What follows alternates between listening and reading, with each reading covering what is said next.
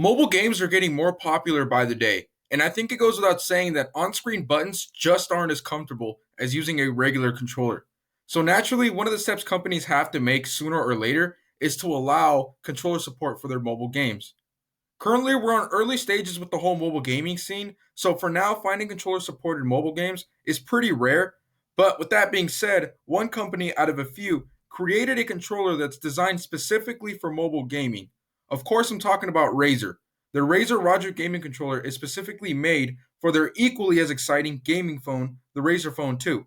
However, it's compatible with other phones as well. I've owned the Raiju controller for about 5 months now, and I've been having a blast with this thing. The quality of the controller doesn't feel as pristine as it should, given the price, but it's also not terrible.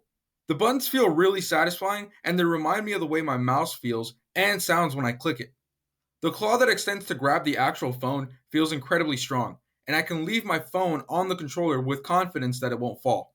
This is because the claw is made of metal, and once extended a few inches, the claw will pull back to make it close itself, and it does so with a pretty strong spring, which is amazing because, like I said, it helps grip the phone super well. The claw can also be rotated a few degrees up, that way you can hold your controller the way you normally would, rather than having to hold it upwards.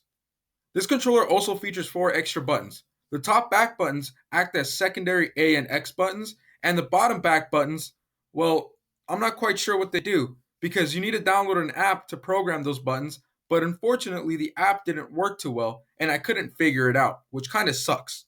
This could probably be my fault. I was probably doing something wrong, but I don't think I was. Regardless, one thing I can say about this controller is that it comes with R3 and L3 buttons, which helps out a lot. The sticks and D-pad feel really nice, and I definitely prefer these over my PS4 controller.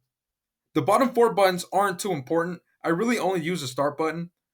In terms of the triggers, the controller has the ability to switch to rapid triggers, which basically reduces the travel time of pressing the trigger buttons, which means you hit those triggers really quickly. On the back, you get three options for the way you want to connect your controller. Setting the switch to the middle means you will use it wired. Setting the controller to the left or right means that you will use the controller with a specific device through Bluetooth. This means I can switch through devices quickly so I can connect my controller somewhere else without any devices getting confused on which one is connected to the controller. Last but not least, the controller lasts hours before dying out, which is a must. But if you accidentally forgot to charge your controller, no problem. You can connect it to your phone and have the phone power it while you play. In terms of the negatives, I can only think of two, one of which is the price. $150 for a controller is very expensive no matter what you're getting. If you can get this controller somehow for only $100, I think it's 100% worth it. But if $150 is too much for you and you really need the money, obviously don't spend it on this controller. The second negative isn't really the controller's fault, but I do wish more games would fix their mechanics and add controller support so that this beast could be used at its full potential. Even though this controller is supported by many games, there are still many more to add to the list. Not only that, but some of these games don't run super smooth with the controller, which is why I think they should fix their mechanics as well.